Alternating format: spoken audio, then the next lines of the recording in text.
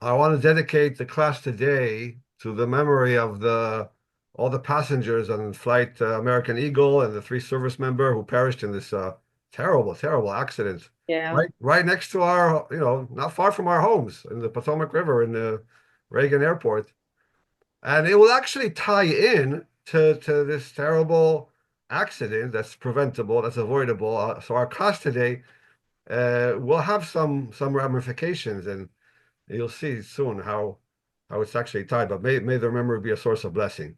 So let's begin with Parashat Bo, and what happens. We're in the midst of the plagues, and Pharaoh is a serial refuser. Each time he says he's going to release the Israelites, but then he changes his mind. And but something new happens in the plague of locusts. And so let's see how that plays out.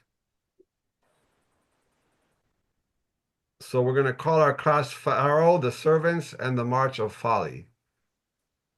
So what happens after the plague of hail, that was the sixth plague, God says, Bo el Paro, that's how we get the name of the parsha, Bo. Come to Pharaoh. And he volunteered to read the first few lines of the parsha. Okay, thus says the Lord, the God of Hebrews, how long will you refuse to humble yourself before me? Let my people go that they may worship me. For if you refuse to let my people go, tomorrow I will bring locusts on your territory. Thank you. So that sounds familiar. That refrain sounds familiar. It's been really the introduction to every plague. Then there's a few more verses about the details of this plague. And do you see the next slide? They will fill your houses. Yes. Yep. Yes, yes. And then the houses of all your servants and the houses of all Egypt, something that neither your fathers nor fathers' fathers have seen from the day they appeared on earth to this day. Okay, that's also been, that kind of warning has been before. And then look what happens. Oh, then wait. Then Moses turns and leaves the palace. And now comes something interesting. Volunteer to read. This is important. Okay, Pharaoh's servants said to him, how long shall this one be a snare to us? Let the men go to worship the Lord their God. Do you not yet know that Egypt is lost? So what's happening here? What is new here? You see Can, the Oh, the Pharaoh. the ranks are complaining.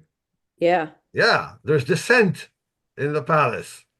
There's internal dissent now. It's not just Moses and Aaron versus Pharaoh, it's servants, Pharaoh's own servants versus Pharaoh.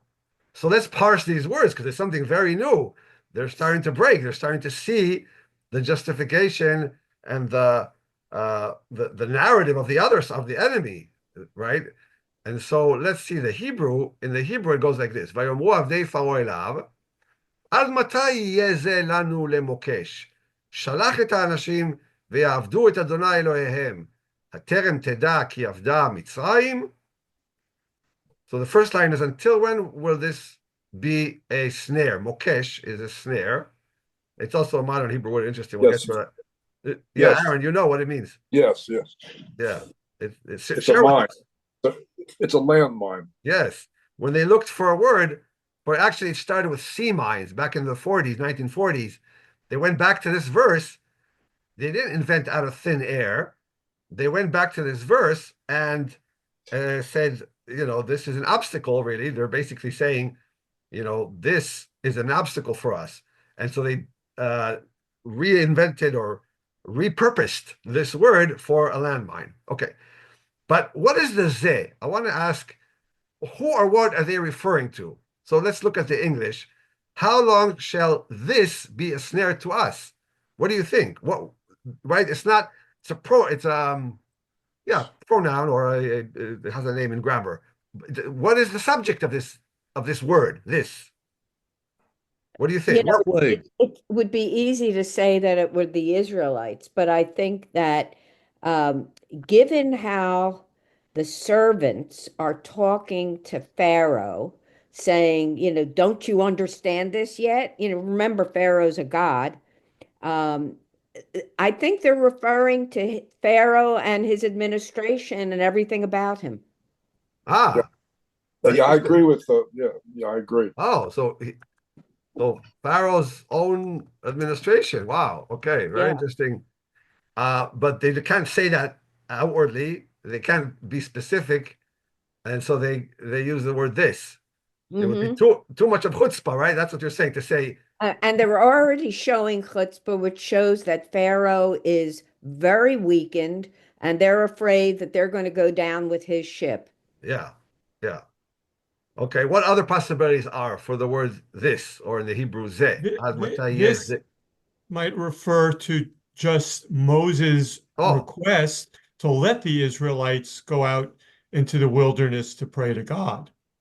right. It's So the request is the this. yeah, the request, or maybe Ah, even Moses the person, because in Hebrew it would be both. The word zeh can be a person or a thing.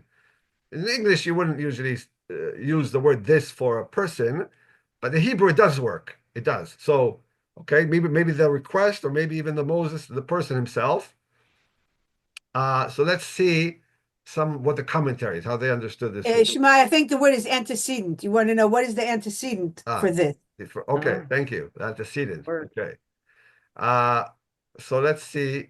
We came up with several possibilities. Bechor Shor from the 12th century France. This the release of the Hebrews that you are preventing from happening. So you guys brought that option up. Not a person, not a specific, the whole thing, this release that you are preventing from happening, and this is now is bringing us all down. Kasuto, 800 years, 700 years later, um, he says, "Ha'inyan hazeh, how long shall this matter be a snare to us?" And he's using the same language that Moses used. What do you mean by that? Ad matai. That's what he's referring to. The servants are copying this phrase here. Do you see? Ad matai and how long? Until when will this, the request, will be a snare? This ad matai, interestingly, he points out, copies here, what Moses said to Pharaoh, how long will you refuse? I don't have the Hebrew here, but trust me that this how long in the Hebrew is ad matai. So Moses said to Pharaoh ad matai, and now they're reiterating that and strengthening their resolve. So it really is a reaction to Moses and saying, listen to this guy. Until when, ad matai, are you or this matter are going to be a snare to us? Okay. So does that help? Does that change Pharaoh? So it does seem to have a certain effect on him because, wait, let's do one more commentary. Balaturim, Rabbi Yaakov, from the 13th century, this refers to Moses. Okay, so we said in the Hebrew, Zeh can be also a person. And why? He likes to draw analogies from other places in the Torah where that same pronoun or antecedent that it will refer to the same antecedent. So he says, "Oh, in the golden calf, the Israelites they said, let's go build a golden calf. Kizeh Moshe Ha'ish, because this Moses the man has disappeared, and etc. And then they build the calf. So he draws upon the Zeh Moshe, and he says, you see, we have the word Zeh together with Moses. So when the servants say Ad matai yeh zeh, where's the Hebrew here? Ad matai yeh zeh, this right here zeh. Okay, so that's also Moses. That's not a very strong argument. I mean, No, because why, if that were the case, why wouldn't the Torah say, Zeh Moshe? right. Good So, point.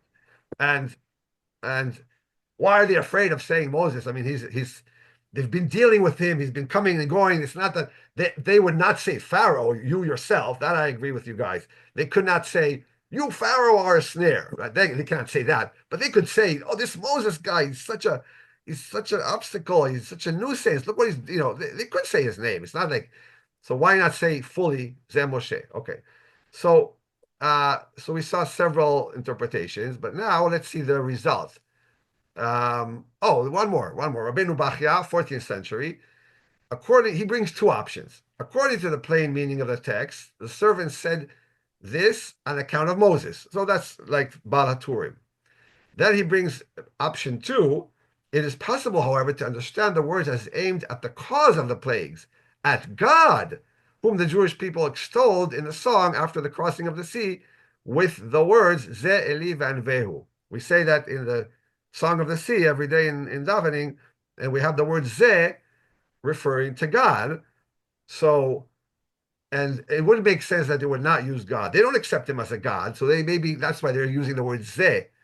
But that also fits, it's either, I think it actually makes more sense than Moses, because they know that Moses himself is not bringing the plagues. It's Moses' God who's bringing all this damage to Egypt. So when saying, how long will this be a snare, then it does make a lot of sense. Maybe it's God. Okay. So now the result. What was Pharaoh's response? So a volunteer to read the response of Pharaoh. Okay, so Moses and Aaron were brought back to Pharaoh, and he said to them, Go worship the Lord your God. Who are the ones to go? Moses replied, We will all go, young and old. We will go with our sons and daughters, our flocks and herds, for we must observe the Lord's festival. So was their intervention, was their internal dissent successful? What do you think? At this point, if we stop right here, if we don't go on to the next verse. Yes, right? Successful? Yeah. Yeah, they persuaded. Seems like Pharaoh is listening to them and saying, you're right. This situation is terrible. And he brings Moses and Aaron back. And now begins negotiations. Well, I'll let you go, but let's see who wants to go. Moses says everybody's going to go. And now let's see Pharaoh's response after that. So now you want to continue one more? Okay, yeah, Pharaoh. No, go now, only males, and worship the Lord, since that is what you want. And they were expelled from Pharaoh's presence. By So, the way, Shammai, I don't think that Pharaoh at any point said, Yeah, you're right. He just said, Get the heck out of here. yeah, Go ahead, go. right. But there were negotiations. In other words, Yeah. he was faltering. He was considering, maybe I will let all of them go, but let's start negotiating. And then when Moses didn't budge and said, no, it's going to be everybody, and the whole thing collapsed, right? The negotiations collapsed. And so now we realize the internal dissent did not do enough. It didn't change the course of Pharaoh's actions, which is often the case, that you have a policy, the government, a terrible policy, a policy that undermines the security of the people, that it's a terrible economic policy. There's people, advisors who say, don't do it or do it differently, but there are not enough of them. And the government keeps going in the same route, keeps digging its own hole. And who are these people? And I want to show you why I think only some of them, not all the servants, participated. Because the question is, who were these? Okay, we covered this. Mokesh means a snare. Here's a picture from the Golan Heights. The Golan Heights is filled with mines, back from the 73 war, and or back from the 67. And so there's these signs. Mokshim, he's a, hey, did I bring the Hebrew? Okay. Okay, we don't need this. So who were the servants who showed this internal dissent? So I propose to you that they were the same servants that in a previous plague already showed that they are fearful of the God of the Hebrews. So we go back to the plague of hail, of Barad, and we see there that there is a warning. Moses warns that this is going to be the mother of all hails. Never have you ever seen such hail with fire. And then the Torah says there were two opposing groups among Pharaoh's servants. So let's see. One group, Hayare Dvar Adonai Mavdei Paro, Henis et Avadav vet Miknehu el Habatim. Those among Pharaoh's courtiers Well, I like servants because if we're going to be consistent, avadav, these are the same word that's used now in our parsha. The people who did the internal descent, it's eved. I don't think it's the Kurdish. The Kurdish are the ones who did the magicians, the court magicians who tried to simulate the plays. I prefer to stick, since the Hebrew is the same word, avadav, avadim, so let's translate servants. So those among Pharaoh's servants who feared the Lord's word brought their slaves and livestock indoors to safety. However, there was another group, but those who paid no regard left their slaves and livestock in the open, and presumably they were all killed in the plague of hail. So even among these Avdei Paro, you have two groups. You have the ones who are now starting to realize that this is wrong, the policy of enslavement is wrong, it's bringing terrible things, and the God of the Hebrews delivers on his word, and therefore, and they're even called Yareh et Dvar Adonai, fear the Lord's word, which is very interesting. Not just feared, not just told, not just did it. The Torah could have said some of the servants brought their slaves and livestock indoors to protect them from the hail, and some didn't. The Torah goes further and says some of them are Yareh et Dvar Adonai, are fearing the Adonai's word. So I think it's this group. In the next plague, in other words, in the locusts, they got bold, they were emboldened, and they're the ones who came to Pharaoh and said to him, until when will this be a snare to us? Let them go, let the people go. But what do we see? That there was another group who didn't. And I think that explains why eventually it failed. If all of the servants would have come to Pharaoh, then he would have no choice. Presumably, he would see that there's almost like a mutiny, and he would have to go along with them. So even though the Torah doesn't tell us that the internal descent, it doesn't use the word only some, but I draw from this episode, and I think some of them said, and the others were probably, no, we have to keep them enslaved. We need them as an economic workforce. They gave all the reasons why it's justified. And that happens today too, right? It happens today too. The example that I was thinking of was Biden retiring. Should he continue to be the candidate? There were groups, right, of his advisors says, keep going, you can do this. And others said, no, right? And only when there was a critical mass, very, very late in the game, he announced that he's not running. But what if all the group of advisors, all the congressmen, senators would have told him, listen, you're too old, you got to let the younger generation, somebody younger, earlier, much, much earlier, maybe things would have been different. The whole election could have been different. So, but that's the way it works. There's usually, it's never unanimous. You have the group that says, the conservative ones, keep doing what you're doing, and then you have the others, let's call them the internal dissent group, who say, no, your policy is wrong, or your strategy is wrong, or your decision to run is wrong, etc. So we can learn from this about how governments really want the conservative, they have an internal mechanism where the conservatives usually get the upper hand, and it takes a lot of effort, and it usually takes all this, in the Bible, it's servants, but today we call them advisors or consultants to bring about change. And so we know what happened after this. He returned to his refusal, and then he suffered the plague of locusts, and then darkness, and then the plague of the firstborn, until eventually he released them. So to summarize, perhaps we have the same servants who in the plague of hail were the ones who feared the word of God. They're the ones who, after seeing the huge damage of the hail and realizing that, Adonai, when he warns about something, it actually happens, and that what we're doing is wrong, they're the ones who confronted Pharaoh about the policy. So now we're going to talk more generally and bring Rabbi Sachs in with a great video that he talked about this. But what am I showing you in this picture? I call this, it's his example, really. A famous example of warnings ignored by leaders. So what do we see in the picture? Anybody? Trojan horse. Excellent. Yeah. Excellent. And so that's the story that he's going to talk about. But just to summarize before we watch the video, it's the Greek-Trojan War. The Greeks were besieging the city. they couldn't break into the city, so they pretended to leave. Well, they actually left the area, but then only had this wooden horse out, giving it as a gift to the Trojans, and secretly it had 30 warriors inside, and at night they came out of the wooden horse, opened the gates of the city, and that's how the Greeks conquered the city. And from that we get the phrase, a Trojan horse. And so now, what's interesting is, I didn't know this, and we'll let Rabbi Sachs talk about this. There were people who warned the Trojans that you should not take this gift.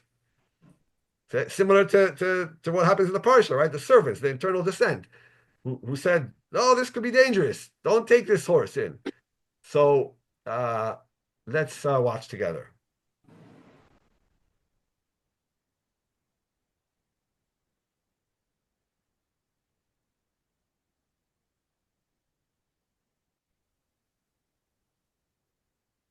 And take notice. 7 plagues have now struck Egypt. The people are suffering. Several times Pharaoh seems to soften, only to harden his heart again. During the 7th plague, hail, he even seems to admit his mistake. It says Pharaoh summoned Moses and Aaron and said, "This time I have sinned. The Lord is in the right, and I and my people are in the wrong." But as soon as the plague is over, he changes his mind. He and his officials, said the Torah, hardened their hearts. And now Moses and Aaron have come to tell him about the next plague, potentially devastating, plague of locusts. That, they say, will devour all the grain left after the hail, as well as the fruit of the trees. And for the first time we hear something we haven't heard before. Pharaoh's own advisors tell him he's making a mistake. Pharaoh's officials said to him, "How long will this man be a snare to us? Let the people go, so that they may worship the Lord their God. Haterem Tedaki Avda Mitzrayim." So I want to stop right here. How did they translate the Zeh? Yeah, he said man. This man, yeah, it's a Right. different So, thing. yeah, every translation is also an interpretation. Yeah. It would have been better to just leave the word this, like in the Hebrew, Zeh, but they already took the position of, I don't know which translation it is he brought it from, but again, it just shows you to be careful with translations. They went with the commentators who say this is the Zeh refers to Moses. Okay, so let's continue. Don't you realize that Egypt is ruined? Those words immediately transform the situation. Let me explain how. Back in 1984, the historian Barbara Tuchman published a famous book called The March of Folly. In it, she asked the great question, how is it that throughout history, intelligent people have made foolish decisions that were damaging both to their own position and to the people they were supposed to lead? By this, she didn't mean decisions that in retrospect proved to be the wrong ones. Anyone can make that kind of mistake. That's the nature of leadership and of life itself. We're called on to make decisions under conditions of uncertainty. With the wisdom of hindsight, we can see where we went wrong because of factors we didn't know about at the time. That is not worthy of attention. What Barbara Tuchman was talking about were the decisions people could see at the time were the wrong ones. There were warnings, and they were ignored. One example she gives is the famous one of the wooden horse of Troy. The Greeks had laid siege to Troy unsuccessfully for 10 years. Eventually they appeared to give up and sail away, leaving behind them a giant wooden horse. The Trojans enthusiastically hauled it inside the city as a symbol of their victory. Now, as we know, inside the horse were 30 Greek soldiers who that night came out of hiding and opened the city gates for the Greek army that had sailed back under cover of night. It was a brilliant ploy. But Laocoon, the Trojan priest, had guessed that it was a plot, and he warned his people in the famous words, "I fear the Greeks even when they come bearing gifts." His warning was ignored, and Troy fell.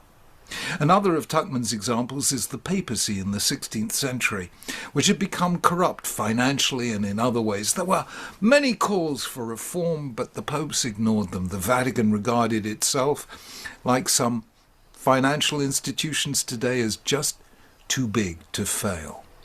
The result was, of course, the Reformation and more than a century of religious war throughout Europe. That is the context in which we should read the story of Pharaoh and his advisors. This is one of the first recorded instances of the march of folly. How does it happen? Some years ago, DreamWorks Studio made a cartoon film about Moses and the Exodus called Prince of Egypt. The producer, Jeffrey Katzenberg, invited me to see the film, which was about half complete at the time, just to see whether I felt that it was a responsible and sensitive way of telling the story, which I thought it was. What fascinated me was the way Pharaoh is portrayed, not as an evil man, but as a deeply conservative one, charged with maintaining what was already the longest-lived empire of the ancient world, and not allowing it, as it were, to be undermined by change. Let slaves go free, and who knows what will happen next. Royal authority will have seemed to be defeated. A fracture would appear in the political structure. The seemingly unshakable edifice of power will be seen to have been shaken. And that, for those who fear change, is the beginning of the end. Under those circumstances, it's possible to see why Pharaoh would refuse to listen to his advisors. They were weak, in his view, defeated, giving in to pressure. And any sign of weakness in leadership only leads to more pressure and more capitulation. Better be strong and continue to say no and just endure one more plague. We tend to see Pharaoh as both wicked and foolish because we've read the book. His advisors could see clearly that he was leading his people to disaster, but he may well have felt that he was just being strong while they were being merely fearful. Leadership is only easy, and its errors only clearly visible in retrospect. Yet Pharaoh remains an enduring symbol of the march of folly, a failure to listen to his own advisors. He couldn't see that the world had changed, that he was facing something new, that his enslavement of a people was no longer tolerable, that the old magic no longer worked, that the empire over which he was presiding was growing old, and that the more obstinate he became, the closer he was to bringing his people to tragedy. Knowing how to listen to advice, how to respond to change, and when to admit you've got it wrong, remain three of the most difficult tasks of leadership. But Okay, so I hope our leaders will learn this lesson. I said earlier, this terrible, terrible crash, the accident that cost so many lives. I wonder if there were advisors who said before, this is not sustainable, there's too many flights, why are military flights crisscrossing commercial airline glide paths? It seems that, to me, right, basic logic, you should keep them totally apart. And, who knows if there were advisors that were ignored. And I hope that our leaders will learn the lesson from this horrible tragedy, because we put our lives in their hands. We board a plane, we hope that they're doing the right thing. And so I hope, this lesson is as relevant today as it was back then. I have some locusts. Israeli wow. Oh, kosher, wow. Wow. kosher. I don't know if you can see them. Yeah, Yeah. you roast them or how do you eat them? Yeah, you can roast them or fry them. They're in. I keep them in alcohol. I mean, they die.